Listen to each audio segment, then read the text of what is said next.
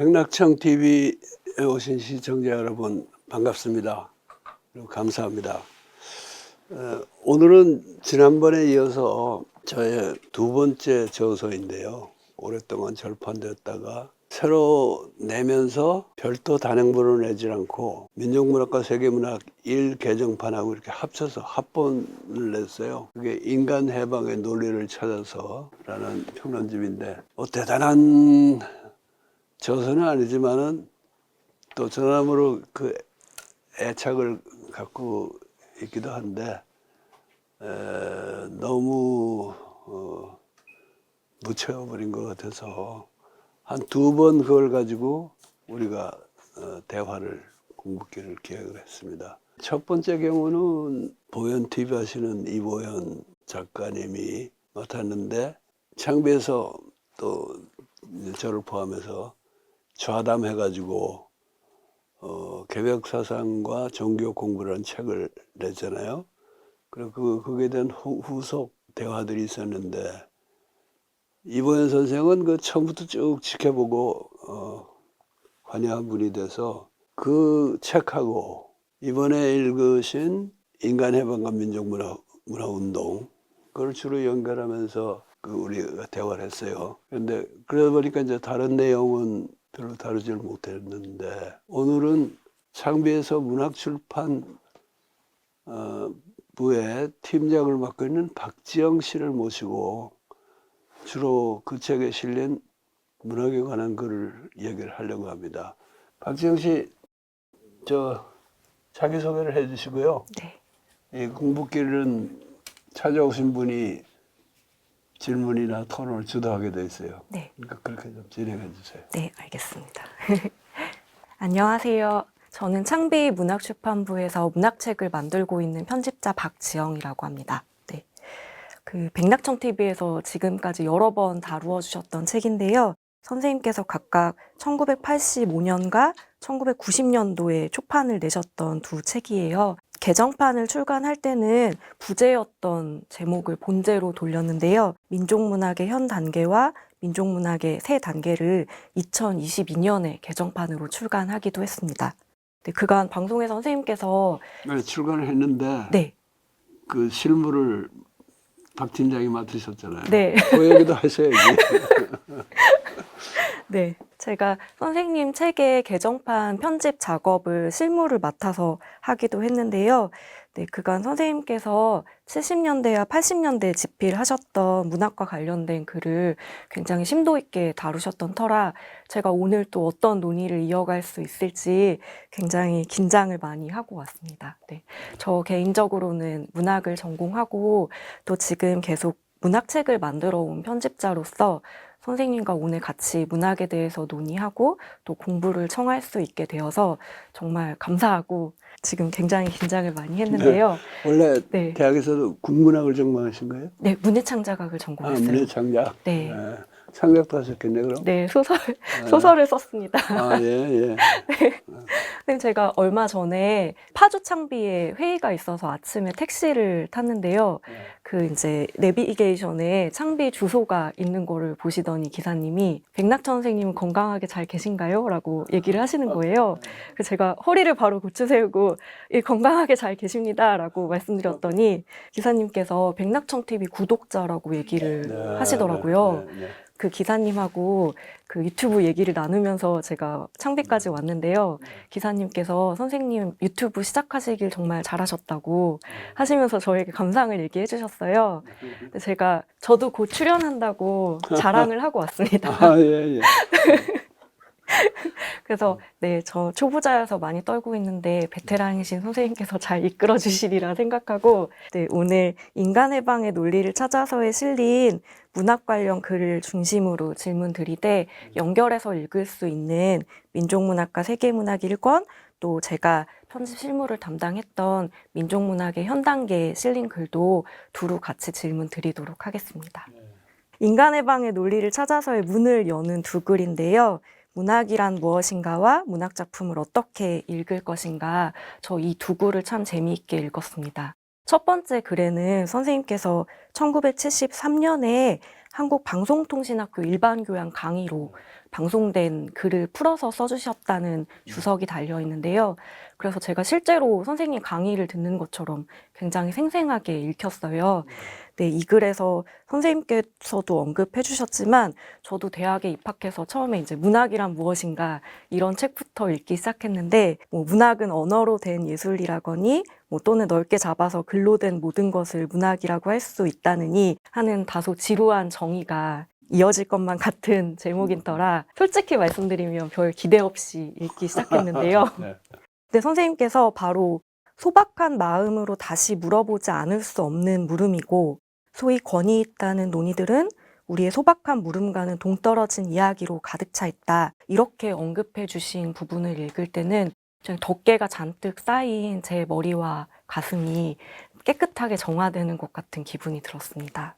더불어 선생님의 민족문학론이 어디에서 기인한 건지 그 시작하는 마음을 목도할 수 있는 귀한 글이라는 생각도 들었습니다. 그리고 두 번째 글에서 문학작품을 어떻게 읽을 것인가라는 물음에는 선생님께서 읽는 사람 마음대로 읽으라라고 서두를 떼주셨어요. 근데 다 읽고 나니까 이거 틀린 말이 아니었네 싶어가지고 선생님의 유머가 드러나는 지점이라는 생각도 들었습니다. 마음대로 읽으라고 해놓고 사실은 마음가짐이 어때야 된다는 주문을 잔뜩 했잖아요. 네. 그러니까 마음대로 읽으라는 거는 요즘을 하면 양도구역이었지. 네, 그래서 이렇게 다 읽고 나서는 웃음을 지었는데요. 이 두 글을 다 읽고 난 제 감상은 결국 지금 말씀해 주신 대로 다 마음의 문제구나 하는 게 저의 감상이었어요. 그래서 특히 글을 쓰는 일이건 읽는 일이건 또는 읽고 나서 다시 평론을 쓰는 일이건 그 참다운 근원은 인간 본연의 맑은 마음에 있다는 것이다. 이 대목은 참 좋아서 밑줄을 막 그으면서 읽었는데요. 네, 저는 이제 매일매일 반복되는 현장에서 습관적으로 일을 하다 보니 이 단순한 진리를 참 쉽게 잊게 되는 것 같습니다. 그러면서 저는 이 책의 제목을 다시 생각하지 않을 수 없었는데요. 이 문학을 대하는 인간 본연의 맑은 마음과 인간 해방의 논리라는 제목은 어떻게 연결될 수 있는 것인지 네, 오늘 처음으로 선생님께 질문 드리고 싶었습니다. 그 논리하고 어떻게 연결되느냐 하는 게 참 어려운 질문인데 그 질문에 답하기 전에 내 민족문학론이 그 기원이 시발점이 어디에 있는가 하는 걸 실감하셨다니까 그날로서는 굉장히 흐뭇한 이야기입니다. 내가 민족문학론을 본격적으로 제기한 것은 그 글을 쓰고 난 이후에요. 그러니까 74년에 민족문학 개념의 정립을 위하여 라는 글을 썼는데 요 글들은 73년에 쓴 것들 아니에요. 그 직전에 쓴 글이 문학적인 것과 인간적인 것이라고 그 1973년에 바로 창비에서 나왔고 내가 미국 갔다 와서 쓴 최초의 긴 글입니다. 그게 이제 거기서 마음이니 또 양명학에서 말하는 양지 그런 얘기를 했어요. 물론 이제 더 거슬러 올라가면은 60년대에 쓴 글들 시민문학론이 뭐 있지만은 문학적인 것과 인간적인 것에 바로 이어지는 글이라고 볼 수가 있고요. 그리고 이것이 그 후에 전개한 민족문학론의 바탕에도 깔려 있다 하는 걸 인정해 주셔서 고맙습니다. 논리 얘기를 아마 지난번 대화에서도 잠깐 했을 거예요. 제목에 나오는. 서문에서 그런 얘기 하잖아요. 논리 그러면 학자들이 주로 따지는 걸로 생각하는데 사실 학자들은 논리가 틀려도 먹고 사는데 아무 지장이 없다. 그냥 민중은 논리적으로 생각 안 하는 것 같지만은 정말 논리에 어긋나고 이치에 어긋나는 짓을 하면은 금방 굶어 죽게 돼 있다 하는 그런 의미에서 민중 문학의 논리랄까 또는 민중 생활의 민중의 삶의 논리 이것하고 내가 얘기한 그 사람이 누구나 갖고 있는 그 맑은 마음이랄까 거기에 바탕에서 우리가 문학도 하고 문학론도 전개해야 된다 하는 그 얘기하고 뭐 통할 것 같아요. 지금 선생님께서 책머리에 그 대목 말씀해 주셨는데 이 책 처음에 읽기 시작했을 때 사실 제목이 어렵게 느껴져서 무거운 마음으로 접근했다가 선생님께서 그 민중은 논리에 어긋나면 먹고 사는 일에 문제가 생기는, 사실은 논리는 민중에게 있다, 이런 느낌으로 받아들여져서 아, 이게 사는 일과 맞닿아 있는 이야기를 풀어 쓰신 책이구나 라는 생각이 들어서 더 마음을 내서 읽을 수 있었던 것 같습니다. 네. 잘하셨습니다. 책머리에 또 이런 언급을 해주셨어요. 민족문학과 세계문학 1권에 비해서 좀 더 일반적인 성격의 글들로 첫 평론집을 꾸릴 당시에는 이 글들을 책에 수록할 그 고려의 대상이 되지 않았다라고 말씀해 주셨는데, 지금도 말씀드렸지만 독자 입장에서는 일반적인 성격의 글들이다 보니 참 쉽고도 재미있게 읽혔습니다. 왜냐하면 저는 이제 대목마다 지금의 현실하고 다르지 않은 현재성을 읽었기 때문인데요. 특히 1975년에 선생님께서 발표하셨던 그 기다림의 참뜻이 그러했습니다. 그 네. 얘기하기 전에요. 네. 평론집에 그 짧은 글들이 평론집에 첫 평론집 글 당시 처음부터 고려의 대상으로 삼지 않았다는 얘기는 문학에 관한 글이라기보다 문학 이외의 글들이 이렇게 섞여 있잖아요. 그때는 내가 소위 비문학 분야라고 할까 또는 사회비평에 해당하는 글들을 따로 묶어서 책을 내기 전이었어요. 그게 90년 초에 분단체제 변혁의 공부길 하면서 따로 묶어냈는데 이 시절에부터 그런 글들 조금씩 쓰기 시작했죠. 짧은 글들이 일부에 있고 2부의 글 중에 민중은 누구인가라는 글 있잖아요. 그런 거는 사회비평서만 따로 묶어서 내던 시기라고 하면은 거기에 넣을 글들인데 문학에 관한 글이 아니기 때문에 첫 평론집에서 고려하지 않았던 거고, 문학에 관한 글들이 거기에 안 들어간 거는 되게 시기적으로 조금 그 책 내고 난 이후의 글들이 많이 섞여 있어가지고 네. 그랬을 거예요. 저는 선생님께서 끊임없이 비평 담론을 갱신하고 계시다는 인상을 받지만 이 글은 지금도 유효하다는 생각을 하면서 읽었습니다. 이 글의 서두에서 오늘날의 우리 민족문학이 민주회복과 남북통일을 기다리는 전제 아래 이 기다림의 참뜻을 살펴보겠다고 밝혀주셨는데요. 사실 이 대목은 오늘 바로 출판된 책에서 읽은 문장이라고 해도 어색하지 않게 읽을 수 있을 것 같아요. 기다림을 높이 평가하는 작품의 중요 체험으로 삼으셨던 거는 그 당시 시대적인 상황도 고려하지 않을 수 없을 것 같은데요. 그 배경에 대한 말씀을 좀 더 듣고 싶었습니다. 네, 시대적인 상황하고 물론 관련이 있고 또 하나는 이게 이제 강연으로 했잖아요. 그 강연이 상당히 주목할 만한 강연이었어요. 내가 들어가서가 아니라 CR의 소리 그때 5주년인가 뭐 며칠 년 기념 강연인데 나는 이제 일종의 내가 그 강연에서도 그 얘기합니다만 일종의 이제 고트샵 할 때 처음에 경량급 내세워가지고 오픈 게임이라는 거 하잖아. 나는 오픈 게임으로 들어간 구색으로 그냥 하나 넣어주신 거고 나머지 두 분이 한 분이 함석헌 선생이고 한 분이 김대중 선생이었어요. 그러니까 굉장한 자리죠. 그래서 참 감명 깊었다는 나로서는 영광이었다는 그런 말씀을 드리겠고 저는 이 방송 시청하시는 구독자분들께서 이 문장을 꼭 읽어보셨으면 좋겠다는 생각이 들어서 소개해드리고 싶은데요. 문학논의와 별개로 이 글에 나와 있는 문장인데요. 기다린다는 것은 그 기다림의 대상이 지금은 없다는 궁핍의 체험인가 하면 기다릴 것조차 없는 상태와는 본질적으로 다른 어떤 충만의 체험이기도 하다. 고통을 느끼되 희망과 기억을 잃지 않고 이 고통의 시간을 일순이라도 단축하기 위해 희망과 기억의 시킴에 따라 그날그날의 할 일을 하고 싸움을 싸우는 것만이 올바른 기다림의 자세인 것이다. 이 문장이 참 감명 깊었어요. 네, 꼭 좋은 문학 작품의 조건을 넘어서 좋은 삶을 위한 태도를 말씀해 주신다는 생각이 들었고, 균형 잡힌 자세에 대해서 말씀해 주시는 것처럼 들려서 이 문장에서는 어떤 종교적인 미덕이 느껴지기도 했습니다. 네, 고맙습니다. 사실은 이번에 지금 갓 나온 창작가 비평 여름호에 보면은 송정원 선생이 실언인데 되찾은 님의 시간이라는 제목으로 그걸 썼어요. 그러면서 사실은 좋은 시에는 다 이런 님을 향한 그리움이랄까 기다림 같은 님에 대한 추구 이런 게 다 들어가 있는데 비평가들이 오히려 그런 거 싹 지우고 한다고 시 비평에 대한 비판을 하면서 바로 지금 지영 씨가 읽어준 그 대목을 인용을 해줬어요.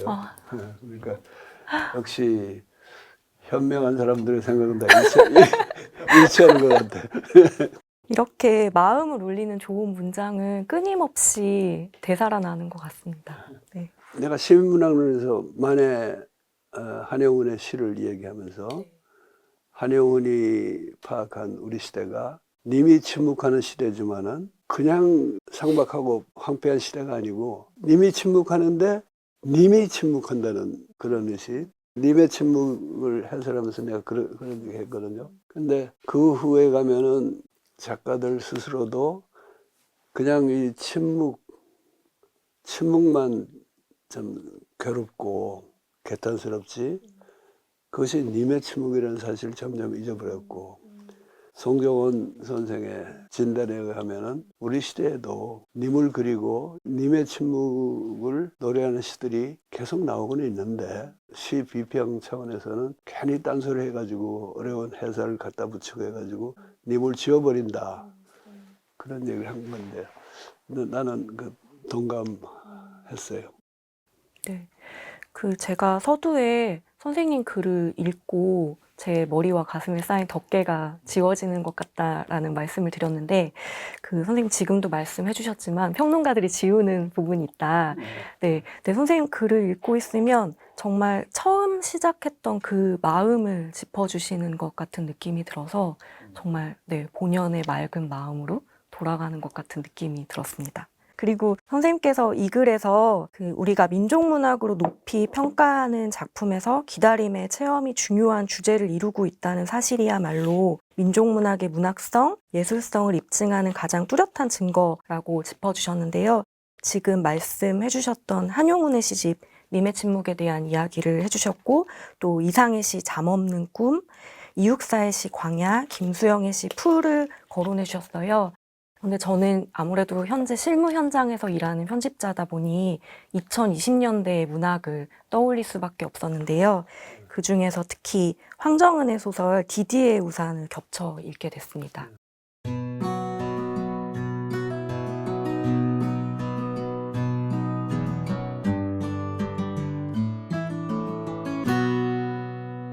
예컨대 모두의 혁명이 이루어진 광장의 자리에서 여성이 교묘하게 배제되는 장면이랄지, 또 혁명의 도래가 이루어졌다라는 현장에서 혁명이 휩쓸고 간 자리에 남겨진 어떤 부스러기 같은 존재들을 그리는 장면이랄지, 이런 대목을 읽으면서 화자의 목소리를 또 다른 혁명을 기다리는 어떤 기다림의 목소리로 새로이 바라보게 되는 경험을 했어요. 그래서 선생님께서 말씀하신 기다림의 측면에서 황정은의 소설을 좀 다시 읽어봐도 좋겠다는 생각이 들었습니다. 황정은 소설도 송정원 씨가 우리 현재 우리 시단에서도 좋은 시들이 나올 때마다 그게 님에 대한 님의 존재가 느껴진다고 했는데 황정은 소설도 그런 특성을 가진 훌륭한 소설이라고 생각해요. 그런데 이제 거기에서 한기욱 선생이 평론에서 인용하면서 촛불 대항쟁을 거치면서 우리의 감성이 어떻게 바뀌었고 거기에 어떤 새로운 감각과 새로운 문제 제기가 일어나는가 하는 예로 들었어요. 그런데 이제 나는 일단 긍정하면서 그게 약간 토를 달았죠. 황정은 씨는 그때 혁명이 도래했다 하는 거에 대해서 조금 의문을 제기한 거 아니에요. 이거 가지고 혁명을 도래했다고 할 수 있는가. 그런데 나는 혁명의 도래와 혁명의 완성은 다른 것이다. 혁명 도래한 건 도래한 거고, 도래하고도 앞으로 갈 길이 멀다. 앞으로 뭘 할 건가. 이런 데 대한 더 구체적인 생각을 하는 것이 작가가 할 일이고, 지금 지영 씨가 쓰는 표현에 따르면은 님을 기다리는 정말 올바른 자세인데, 황정은 씨한테서 조금 아쉬운 점이 있다는 것을 토로한 적이 있죠. 저는 이 작품에서 그 화자가 여기에도 혁명은 있을까라고 묻는 문장이 나오는데요. 저는 그 있어야만 하기 때문에 묻는 것이 아닐까. 그렇죠. 있어야만 네. 하는데 남들은 다 도래했다 그러는데 없는 것 같다 하는 건데, 나는 아니 도래한 건 맞는데 이제부터 그걸 더 진전시키고 여기서 모자라는 걸 채워넣을 책임이 우리들한테 있고 황정은 씨한테도 있고 그런 뜻으로 얘기한 거죠. 얼마 전에 아쉽게 불발되기는 했지만 황석영 작가의 철도원 3대가 인터내셔널 부커상 최종 후보에 오른 것이 문학계의 가장 큰 뉴스였습니다. 이 작품은 일제 강점기부터 해방 전후 현재까지 이어지는 노동자와 민중의 삶을 3대에 걸쳐서 그려내면서 한국 근현대사를 관통하는 작품인데요. 이런 내용을 다룬 작품이 세계적인 권위를 가진 문학상 후보에 올랐다는 소식을 들었을 때 굉장히 저도 감회가 새로웠습니다. 네. 네, 지금이야 한국 문학 작품이 세계 여러 나라에서 번역되면서 읽히고 또 문학상 후보에 거론되고 수상을 하는 이런 반가운 소식이 들려오기는 하지만 70년대와 80년대에는 이러한 소식이 훨씬 더 특별한 일로 체감되셨을 것 같아요. 네, 일례로 1975년에 김지아 시인이 아시아 아프리카 작가회의가 수여하는 로터스상 특별상을 수상했죠. 네, 전 세계 양심적인 문학인과 지식인들과의 연대의식을 확인할 수 있는 중요한 사건이었을 것 같습니다. 네, 그로부터 거의 40년이 지난 2016년에 한강 작가가 채식주의자로 부커상을 처음으로 수상했는데요. 네, 지금은 K문학이라는 신조어가 생겼을 정도로 한국 문학이 전 세계적으로 많이 읽히고 있는데요.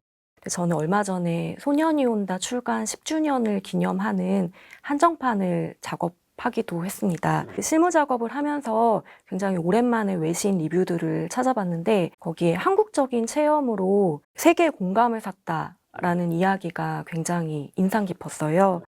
네, 한국 작가만이 써낼 수 있는 이야기로 세계의 독자에게 두루 읽히고 있는 지금의 현상을 선생님께서는 어떤 마음으로 목도하고 계신지 여쭤보고 싶었습니다.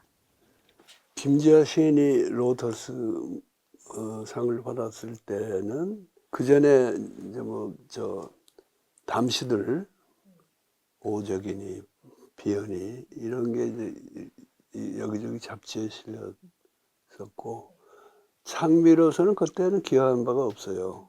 창비에 처음 김지아 시인이 실린 게 1975년 봄인데 빈산인이 하는 시들이 여러 개 실리긴 했지만은 로터스상 심사에는 별 영향을 안 미쳤을 거고. 그런데 로터스상이라는 게 상징적인 의미는 있지만은 부커상 같은 그런 국제적으로 주류 문단에서도 알아주는 그런 신인도는 없었고요.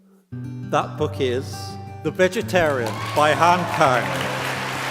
이제 거기에 비하면은 부커상이 원래 영국이나 아일랜드에서 나온 작품들 위주로 줬거든요. 네. 그것에다가 이제 처음으로 맨 부커 인터내셔널 프라이즈라 그래가지고 영어로 나온 번역서에도 주기 시작했는데 그 첫 번째가 아마 한강 작가였을 거예요.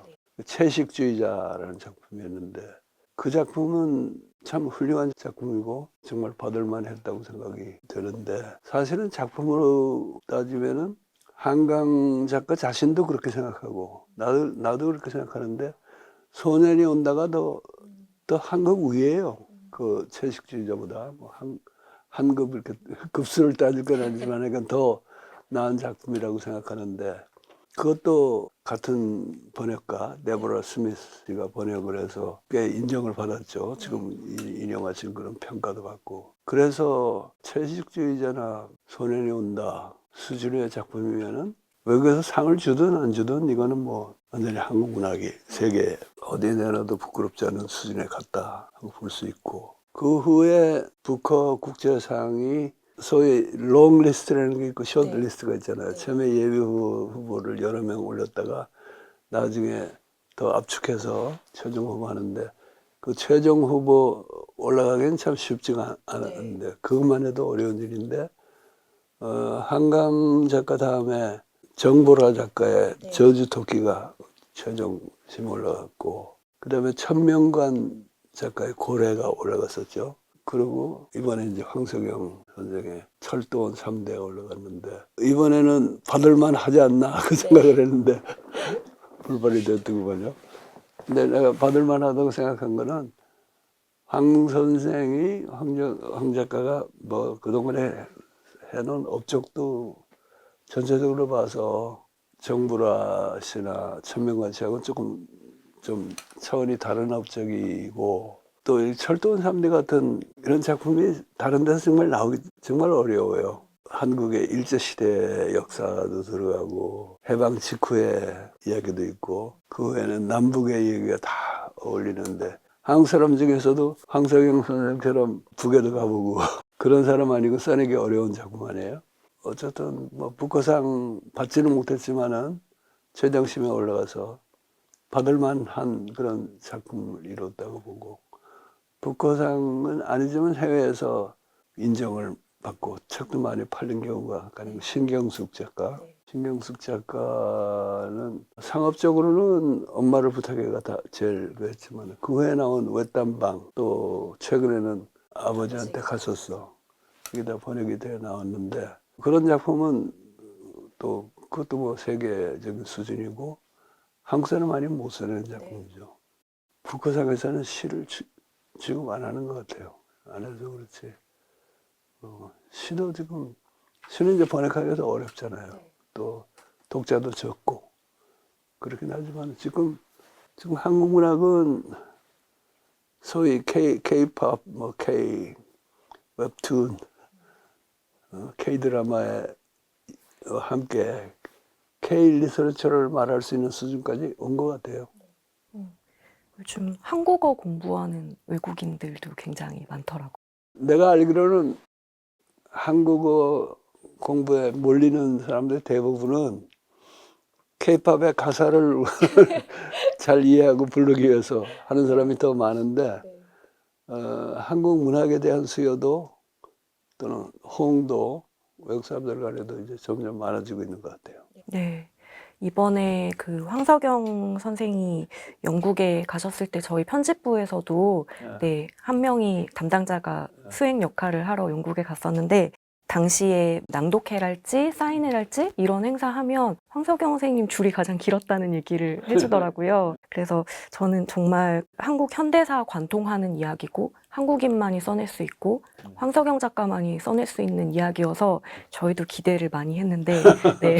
네, 문학부에서 특히 기대를 많이 했을 거예요. 네. 왜냐하면 상을 타게 되면 문학부에서 할 일이 많잖아요. 뭐 보도 자료도 돌리고 뭐 그래서 내가 알기로는 그 부서장인 전성희 부장이 새벽부터 나와서 대기하고 뭐 고생들 많이 했다는데, 안 됐지만은 황 선생이 뭐 자기 그 다음에 써낼 작품들 얘기 들어보면은 써내기만 하면 상당히 반응이 있을 거라고 봐요. 국제적으로도. 그가 이번에 만들었는지 몰라도 이번에 내가 처음 들은 얘기가, 황석영의 철도 3대에 그 뭐 귀신도 나오고 그러잖아요. 그걸 가지고 라틴 아메리카의 소위 마술적 리얼리즘, 매직 리얼리즘을 자꾸 비교를 하니까 황 선생이 자기는 그런 식의 마술적 리얼리즘이라기보다 민담 리얼리즘이다, 그런 얘기를 했다고 그래요. 근데 민담 리얼리즘이라는 거는 아무리 마술적이거나 뭐 환상적인 얘기가 들어가도 기본적으로 리얼리즘 정신에 충실한 그런 게 있어야 되는 게 한 가지 요건인데 또 하나 그걸 민담이라고 얘기할 때는 그 판타지를 대하는 작가의 태도가 우리가 마치 옛날 얘기하듯이 옛날 옛적에 뭐 이렇게 말할 때는 믿거나 말거나 하는 그게 있잖아요. 근데 이제 어떤 판타지 소설은 그것 나름의 문법이 딱 있고 그 세계를 물론 그 환상의 세계지만은 하나의 그 내적 논리를 갖춘 세계로 해서 독자들을 설득하려는 그런 게 있는데 손님이라는 작품에 보면은 거기도 귀신이 나오잖아요. 거기는 약간 귀신 얘기할 때 황 선생이 너무 진지해. 진지해서 오히려 어떤 비판을 받냐면은 그 귀신들이 귀신 같지 않더라 하는 네, 얘기를 많이 네. 들었어요. 근데 이번에 철도원 3대는 나는 훨씬 그게 더 뭐 능란해졌다고 할까? 더 좋은 게 약간 그 믿거나 말거나 식이에요. 믿거나 말 그러니까 독자가 부담을 안 느껴. 뭐 귀신 이야기가 재밌으면 됐지. 그게 꼭 사실이 아니냐 또는 그걸 어느 정도 그 진지하게 볼 건가 하는 거 가지고 고민할 필요가 없어지거든요. 그래서 민담 리얼리즘이라는 게 앞으로 더 그런 방향으로 쓰겠다는 얘기가 아닌가. 귀신이나 뭐 초자연적인 얘기를 하더라도 더 목에 힘 빼고 하겠다는 그런 말씀 같은데 나는 뭐 그렇다면 그 지지합니다. 네. 그 지금도 선생님께서 짚어주셨지만 그 귀신들 죽은 사람이 등장해서 이야기를 끌어가고 호손들을 도와주고 이런 장면들이 그 작품을 굉장히 독특하게 만드는 지점이라는 생각을 했어요. 그래서 사실은 굉장히 방대한 서사를 다루고 있고 그리고 물리적인 두께도 두꺼운 소설이지만 좀 굉장히 재미있게 읽은 작품이었습니다. 그래서 아직 읽어보시지 않은 독자분들 계시면 꼭 이번 기회에 읽어보셨으면 좋겠습니다. 아 여기 나와서 책 광고까지 하고 가시네. 네.